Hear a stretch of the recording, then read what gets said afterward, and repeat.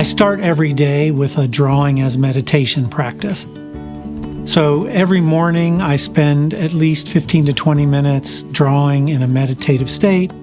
That's a very specific routine. And then I'll just shift gears to whatever I might be working on.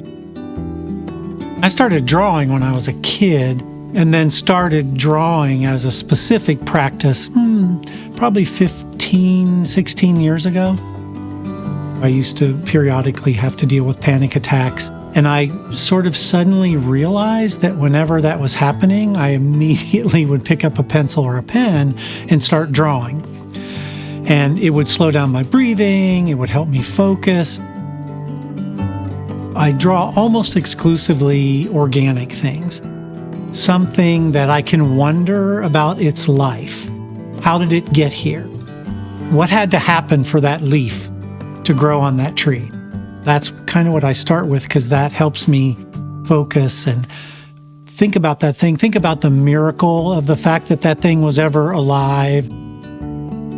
A lot of the drawings I do in the morning meditation practice, I don't keep because it's not about the drawing at all. It's about the process. It's about taking the time to breathe, to be aware of my breath, to focus. And I'm a terrible meditator. For me, the drawing was this kind of engaged meditation that allowed me to focus for longer periods of time, to not care about disruptive thoughts because I could always bring myself back to the leaf I was drawing or the twig or the tree or whatever. I could continuously find a way to refocus and keep going until over time, my ability to focus for longer periods of time became clear to me, right? And this is when I first approached the folks at the Emotion Development Lab. That was, my theory, right? I had anecdotal evidence that this worked for me. What I wanted to see was, would it work for other people? Can we bring some science to this to see if what I believed was happening in my brain was really happening, right? That's what led me to Sarah and to the Emotion Development Lab in that project. I was so excited when Bill approached us. I thought, in my own experiences, when I make things, I feel the most myself. And everybody experiences anxiety in one way or another. Anxiety is an emotion, and it's an adaptive one in a lot of cases. It tells us that something is important to us, and we should pay attention to it or take some action to try to alleviate that anxiety. For a lot of people, though, anxiety gets in the way in really big ways.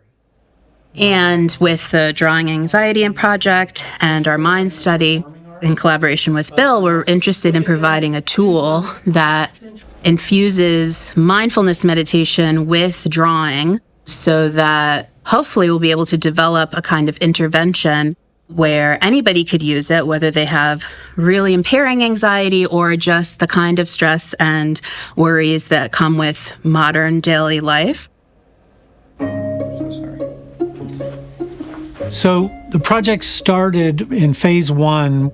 Individuals would come into the lab and they would do a 20-minute guided drawing activity. And we were collecting physiological data. So they were wired. We were getting breath rate and respiration rate and collecting physiological data. And we have our first paper circulating that sort of summarizes that first 2 years of data and surprisingly good results.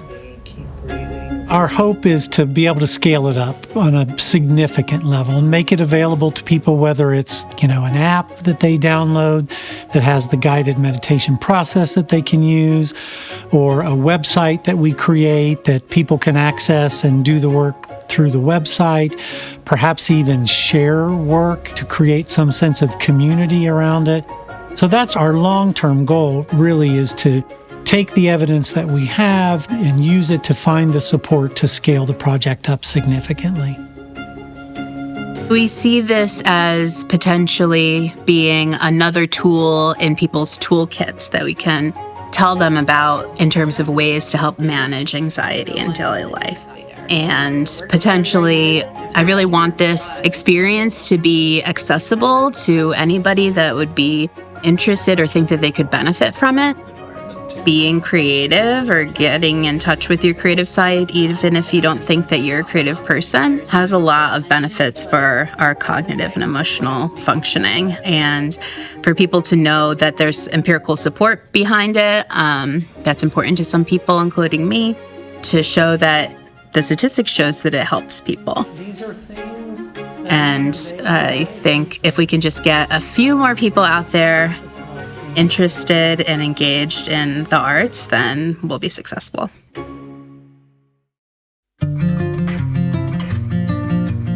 I mean, the research is so absolutely conclusive about the importance of maintaining mental health, and not just for people who might struggle with mental health or have a diagnosed mental illness, but for anyone. I mean, life is stressful, right? I mean, I can't remember the last time I ever met somebody who said, I'm never stressed.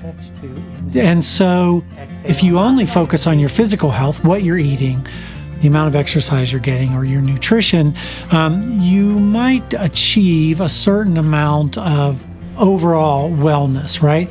But if you're still prone to a stress attack, your body is telling you that you're also not taking care of your mental well-being.